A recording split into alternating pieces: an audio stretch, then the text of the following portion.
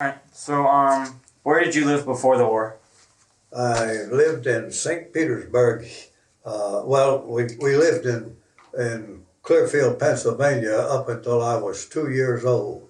In 1925, we came to St. Petersburg, Florida. Okay. Um, what was it like here? I mean, in the early days. Well, in those days, this was a very, very small town. In fact, St. Petersburg itself was really centered on the the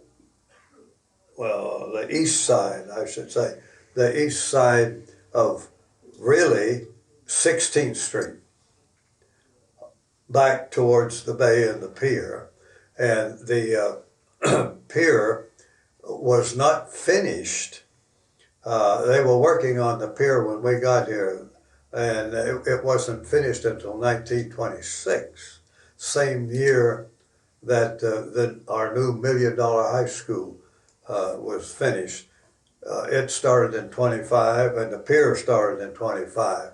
And that was the one thing that St. Petersburg bragged about. We had a $1 million pier and a $1 million high school. And it was the only high school in the whole area, whole greater St. Petersburg area. And St. Petersburg area covered about as much territory as it does now, but there was only about 25,000 people spread all over. Cool. What did you do? Were you a student? Well, I was a student, yeah, graduated right here in St. Petersburg schools. Also, I participated in sports, and then, you mean how long you want me to go on that? Right up to the time I went into service? Yeah. Well, whenever I was let's see, I was in the junior year of high school, I guess it was. My father had a massive heart attack, and he passed away on December the 4th, 1939. Well, and he was in the contracting business. He had two jobs going, and by the time that everything got taken care of, we had lost everything because those jobs didn't get finished on time. And so I was able to stay in and finish my junior year. I had to drop out of school in May, but I got credit for the sophomore and junior year and go to work because it was just my brother and my mother and I left. And my mother's health wasn't good, and we had no income coming in other than my brother was working at the Coca-Cola company, and he graduated from high school in 1939. And he went to work for the Coca-Cola company so he could build up some funds, and he was going to enter St. Petersburg Junior College, and what he wanted to do was go into the Air Force. He wanted to join the Air Force, but he had to have 2 years of college back then. He didn't want to just be in the Air Force, he wanted to be a pilot. And you had to have 2 years of college before they'd accept you. And that was the whole plan of things that were going to take place. And then all of a sudden, boom, my father died. And that just knocked that right in the head right quick. So he had a job, and then my mother had to take a job working at a hotel, and I had to drop out and go to work too because jobs were pretty scarce. We were just coming out of the Great Depression. Things were just picking up, and my daddy, that's how he had two jobs going, because people were beginning to earn money and could start building and fix up houses and stuff. That's what he was doing. And so then I dropped out of high school. Well, first of all, I dropped out of high school, and what did I do that year? Oh yeah, I went to work uh, as a helper on a Coca-Cola truck myself for a few months.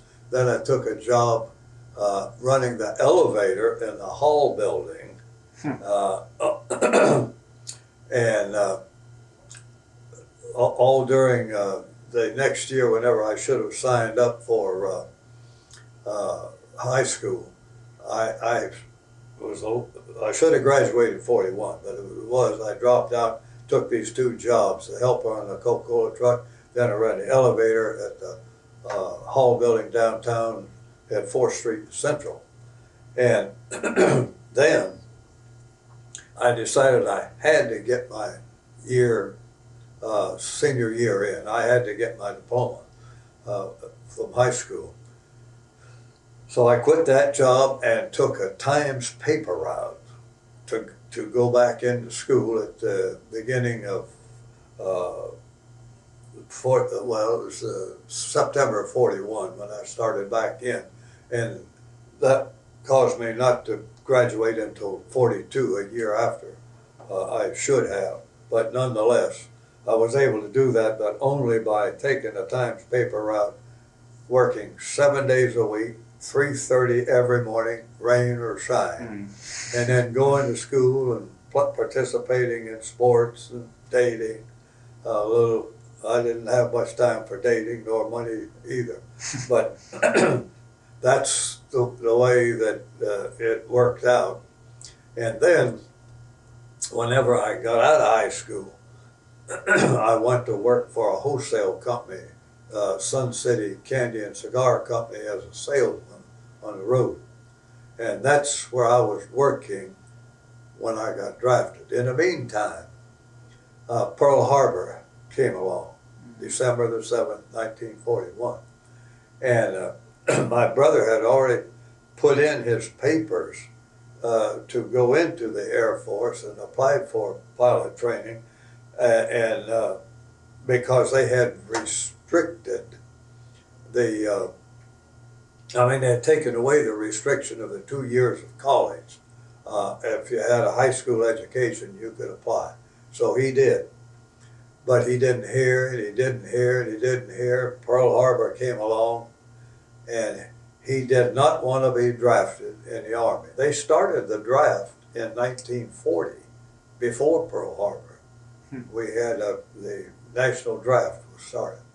He didn't want to be drafted into the Army. And of course, he was 3 years older than I, and prime age. He knew he was going to be drafted.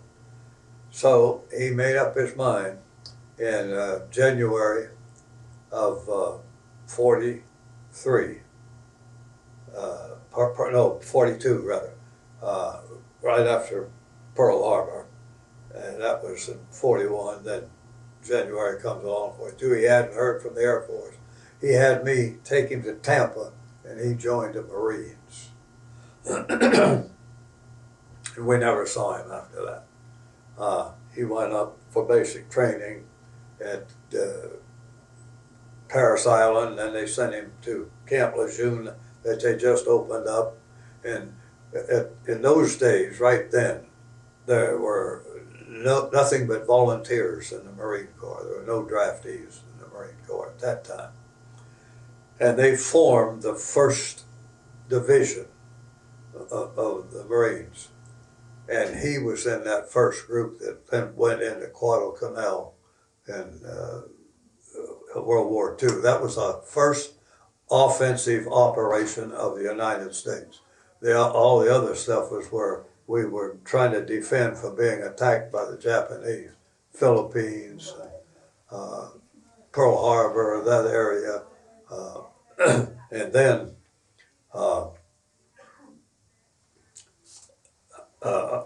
when I graduated from high school then in 42, I went to work for this wholesale company, and I worked for them right up until, I had to sign up for the draft, but because my mother was dependent on me, I had a 3A classification, which meant I was deferred. But in December, things got so bad, December of 42, we were losing everywhere in the war. You know, everything in the South Pacific, the Japs were tearing us up, and in Philippines, and, Guam, all those places. We were just being overrun. So they reclassified me, and one week I got a letter saying I was no longer 3A, I was 1A. 1 week after that, I got my draft notice. And I had to report to Camp Landing, Florida in the late December of 1942 for my physical and to be drafted into the Army. And, pardon me, that was the beginning of my Army career. My brother volunteered, but I was drafted. And the reason I was drafted was because I had to stay home as long as I could because of my mother. But then, whenever I was in the military, I claimed my mother as a dependent, and she got a small monthly payment that part of it came out of my $50 a month, and the government put in the rest. And all during my basic training and everything else, all the money I ever had at the end of a month was about $6 left in my pocket after I paid for my dry cleaning and all that. But you know, you didn't need money. They gave you 3 meals a day and gave you your clothes and all that. So that's just the way it went. And then from there on in, I was fortunate enough to, right after basic training, I was promoted to a sergeant technician, 4th class, which was the same basic pay as a regular line sergeant, but it was technical because I was working with radar equipment, and I was in the Coast Artillery at the time. And the new radar situation had just come out where we could detect airplanes and stuff like that with it. In fact, at Pearl Harbor, the picture that they made about Tora, Tora, Tora, it shows you one of those radar units, only it was more, it was wrong in that picture. It was not the original 268 that I worked on. It was a more advanced. I guess they couldn't find one to make the picture, which was made late. But in any case, that was what I got into. And then about 4 weeks after I trained on that, I got promoted to the line sergeant and took total control of the 9-member group squad that operated this radar unit. What it was, we had a radar, it had a trailer with it that carried its own, what am I trying to say? Not dynamo, but generator to make electricity. A huge Leroy engine that would produce through our generator there 11,000 kilowatts of electricity. You could light up a small town almost with it. But and it was attached to our radar, which was an open platform that it had two wings, only they were like antennas built up. I know you've seen pictures of them. It had a hand crank on it where you could turn it in azimuth this way and that way, and in elevation this way. It would go up, straight up vertical. Then you'd have to swing it around to bring it down the other side. But it was all hand operated. And then we had 3 oscilloscopes, and this was the beginning of our television tubes and all that stuff. But that one of them was for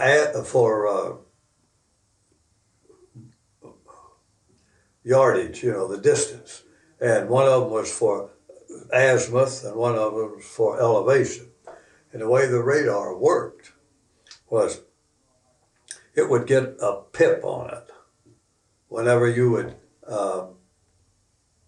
track an airplane, and that's what it was designed for, to track aircraft. You'd get a pip, you'd get a line across the scope. As soon as you picked up any object, in particular airplane is what we were after, you'd get a tip that was a pip, we called it. It would just come up like this. And then you had a dial down here, it was called spread, and you turned that dial and you spread the pips. And the tips of the pips, then, as long as you stayed right on your target and kept those balanced, you were right on. But if it got out of balance, you were off the target. That was the way the radar worked in those days. But it was good up to 15,000 yards. We could track a plane 15,000 yards in the air. That's up there real good. Yeah. And then we had a searchlight that, I forget how many candle power it was, 100,000 candle power, something like that. It had a range of 15,000 yards. So we would track the airplane, but basically it was designed for night stuff because daytime you had visual. Right. And whenever we would get on the target, then we would turn the searchlight, and we had that searchlight was synchronized with our radar. So as we tracked the plane, the searchlight was tracking the plane too. When it got within range, we'd throw that light on, and the searchlight would be right on that airplane, and it was bright enough, it would blind the pilots and everything else. Well, we came up with a deal where we went to work in conjunction with the Air Force. And we would have 2 radar units and 2 searchlight units apart from one another. Oh, probably even as far as a mile apart, you could do it. And whenever we would turn the lights on, we'd get a cross right where the aircraft was. They'd come up and they would cross right when both were on target, and that airplane would be right in the center. And then we had 90 millimeter guns that could fire at also synchronized, that would fire at that plane, or the Air Force had one searchlight was up in the air from the airbase, and they had fighter pilots circling that beam. And whenever we'd have a contact and alert everybody, they'd zip a pursuit plane over there to attack the enemy plane we had in the crossfire. Now, to detect the difference between enemy aircraft and friendly aircraft, our friendly aircraft would beam down a radar beam to us, and we'd get little pips at the bottom going down the screen. They would only be about like that, but that would let us know that that was a friendly plane. It had IFF. It was identification of friendly aircraft, and the enemy didn't have that. And if they did, they couldn't transmit to us because you had to have the right frequency. And this was all new stuff back then. I'm talking about 1941, 42. And of course our military was nothing. We had nothing when the war started. I mean, it was pitiful. During basic training, sometimes you didn't even have proper guns. You might even use wooden props and stuff like that until they could get enough men in and equipped and trained. So that's why the first year or so of the war went very badly.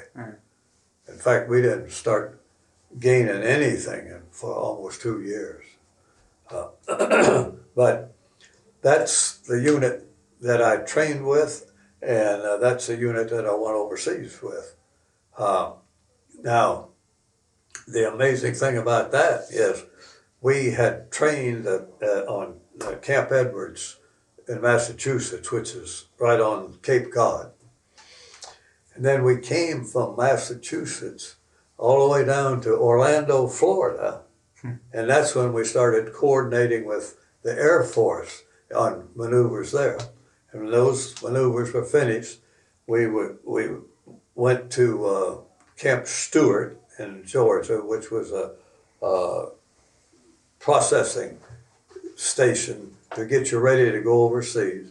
Then they shipped us up to Camp Miles Standish in Massachusetts as a staging area, and from there they zipped us over into Boston Harbor.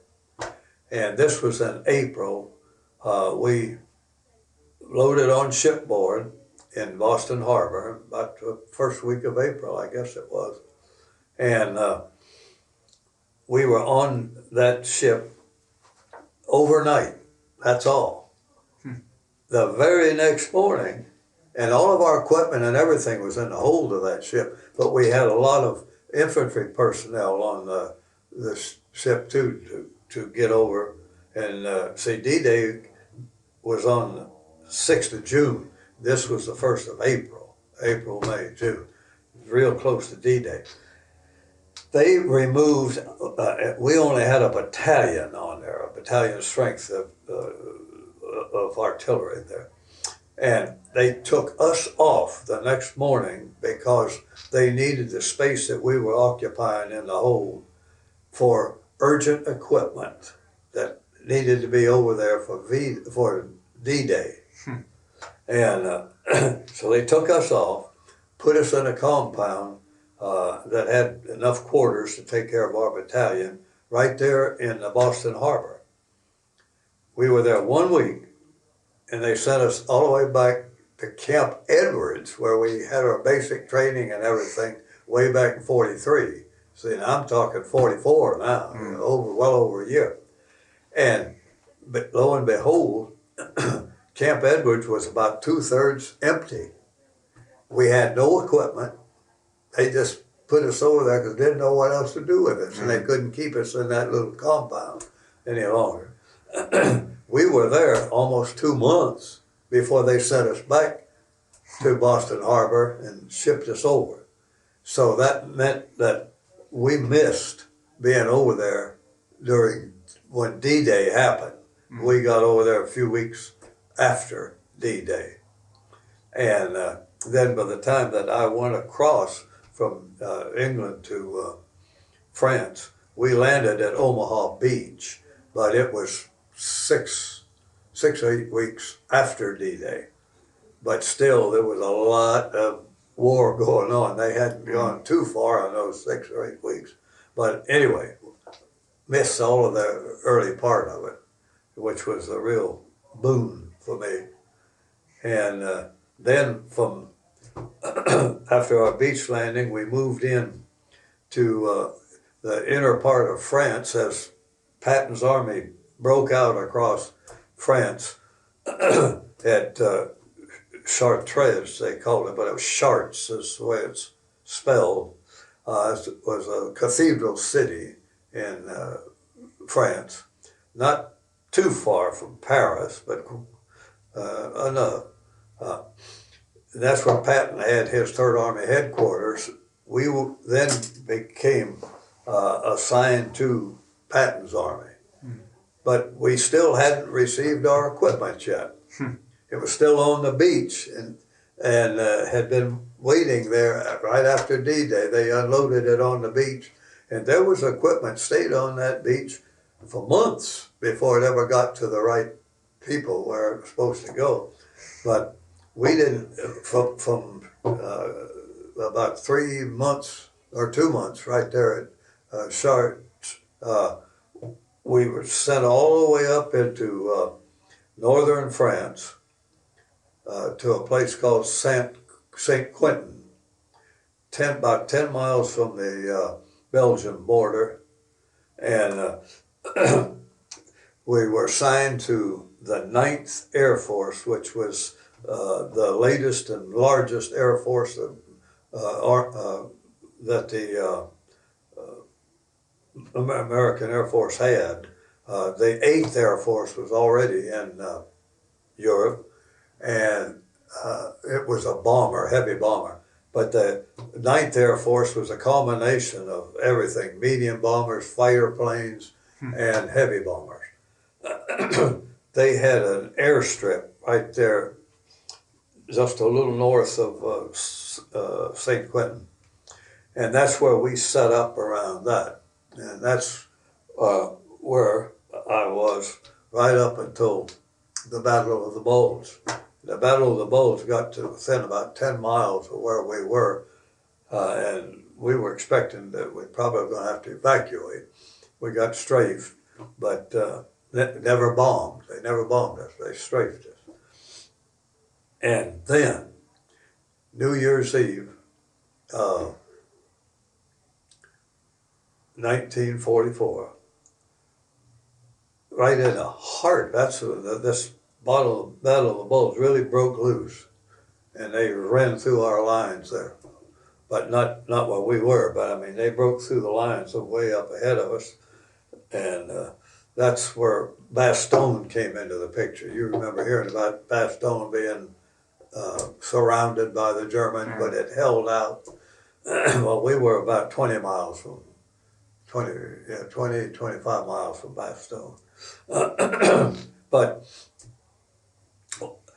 I got every letter that I had written since I landed in Europe to my brother, who was in the South Pacific. And he got wounded on Guadalcanal. I forgot to say that. And they sent him to Australia to recuperate. And then they sent him back into combat, and he was in that group that invaded Peleliu, and he was killed there. They invaded the island on the 14th. He was killed on the 19th. They secured the island on the 20th. But in any case, New Year's Eve night, and it was about 11 o'clock at night, they got some mail up to us. And I got back all the letters, 7 or 8 letters I had written. My brother was all tied up in a string, and it just said missing in action. That was the first. And see, that was December, the end of December. That was New Year's Eve. Oh no, Christmas Eve, I'm sorry. It was Christmas Eve. And he was killed on the 14th of September. And I didn't find out about it until the 24th of December. My mother didn't find out about it until sometime in October, and she sent a telegram to me, and I didn't get the telegram until right about the second week of January, after I got my letters back. That's how long that connection took. But that really got me, because then it was only my mother and I left in our family. When we came south, only had 5 members in my family. My mother's father, my grandfather, is the reason we came to St. Petersburg, because living up there in the mountains of Pennsylvania, he had real bad lungs. And they told him that if he spent one more winter up there, he'd die. So he came south. He lived 10 years down here. He died in November of 35. And December of 39, my father died. And then in September of 44, my brother was killed. So my whole family was wiped out in 9 years, except for my mother and I. But even with my mother being back here alone and everything, is that running out? No, we're good. Let me know when we should cut off. Okay. Yeah. Maybe I'm just going too far here. No, that's good. No, yeah, this is really what I wanted. So, Did you get any medals? Medals in the war? Did I get any Awards? medals?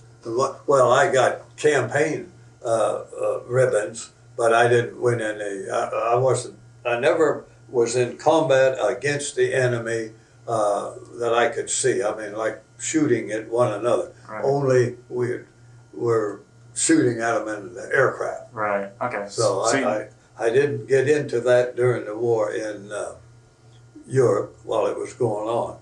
But after getting those letters back, then I volunteered for the infantry. I went to my company commander and told him what happened and why I wanted to do it. I wanted to get at those Japs. I wasn't really thinking that much about my mother like I should have been, but the Lord was thinking about it. And incidentally, I don't know whether that should be part of this or not, but when I was 12 years old here in St. Petersburg, I went to a youth camp and I accepted the Lord Jesus Christ into my heart, mind, and soul when I was 12 years old. That was the main thing that sustained me all the way through all of this. But my company commanders listened to me and he said, well, I understand how you feel, but I don't want to lose you. And I don't want you to transfer in rank as a sergeant to the infantry because you'll get lost in the shuffle. And he said, I want to talk to the battalion commander and send you over to see him. Well, our battalion commander was a West Pointer.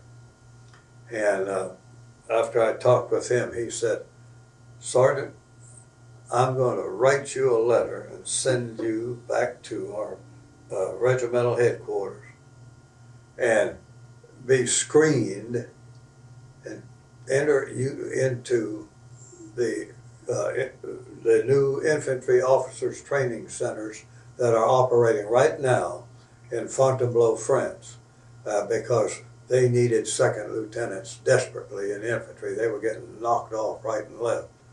And he said, you more than qualify on your IQ test and everything else. And he said, with all of your experience now you've had, you won't have any trouble. I know that you'll get accepted, but I'm going to write you a letter of recommendation anyway. And he did.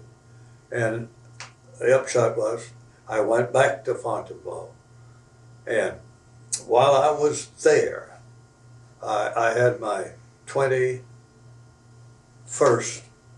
let's see, no, I was born in 23, I had a birthday, it was my 23rd birthday, I guess it was. Anyway, May, just before my birthday, I was just a little more than halfway through my course. It was only an 8-week course. It was all tactics and everything else. We didn't do any of the military discipline and all that baloney because I'd already had 2.5 years of that. The war ended in Europe. The Germans surrendered on May the 8th, 1945. And so I finished up. The next 4 weeks I finished up, got my commission, and I had applied for the South Pacific. So they assigned me to the 42nd Rainbow Division, which was to invade Japan.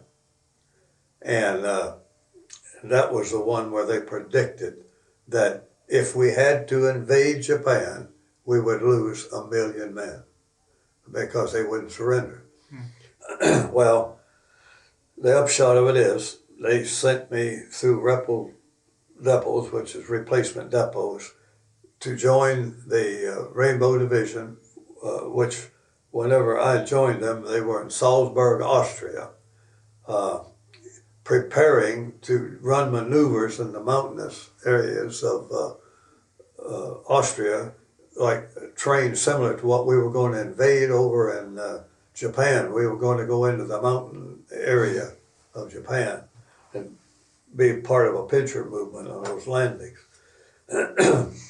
Lo and behold, they dropped the atomic bomb. The war ended. So then I ended up in the Army of Occupation in Austria. But that was the Lord's hand that kept me out of that mess. And here I am. Mm. And that. I'm talking 1945. This is 2008. Mm-hmm. It's unbelievable, but I mean that's just the way it worked out. And the one real good thing for my mother was the fact that whenever I was promoted to T4, I was able to send her more money monthly. So I was sending her $50 a month then. And then when I got commissioned, I was able to send her $200 a month. Wow. So for a whole year after that, I was still on active duty. I didn't come home until late 46. I sent her $200 a month. She didn't have to work anymore. And it was good income back then. Right. That $200 a month was equivalent to $50 a week. There wasn't many people making $50 a week back then. So that's just how the Lord worked everything out for us. And he's been doing it ever since. Mm. Cool. So what led up to you leaving the Army? Whenever we came back to St. Petersburg, I went back to work for my wholesale company. But I had signed up for the Army Reserves to hold my commission. Lo and behold, the Korean War comes along. And I got a recall. So I went back in the military and was sent to Fort Benning, Georgia. And they, because of the experiences that I'd had with radar and everything, they had a special new unit that they were using in Korea to lay out sound equipment out in front of the lines, wherever the front lines were. They'd set up this sound power equipment that would detect any invasion coming. And they were going to assign me to that and ship me to Korea. But lo and behold, they checked my records. And right after World War II, because of all of the brothers that were wiped out, and one family lost 5 brothers